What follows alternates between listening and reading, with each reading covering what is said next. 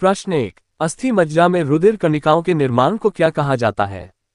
ए. Hemophilia, B. Hematopoiesis, C. Leukemia, D. Polycythemia. उत्तर B. Hematopoiesis. प्रश्न 2, fluorescent lamp में चोक के उपयोग का मुख्य उद्देश्य क्या है?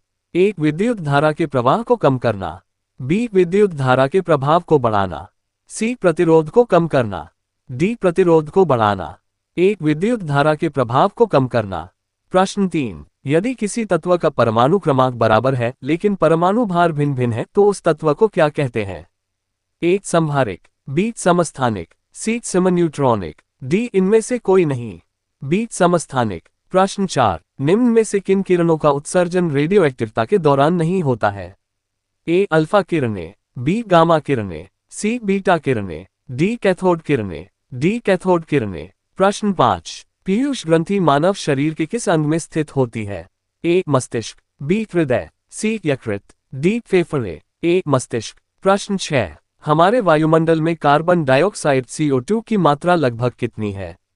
ए. 0.3%, बी. 0.03%, सी. 3%, डी. 30%, बी. 0.03%।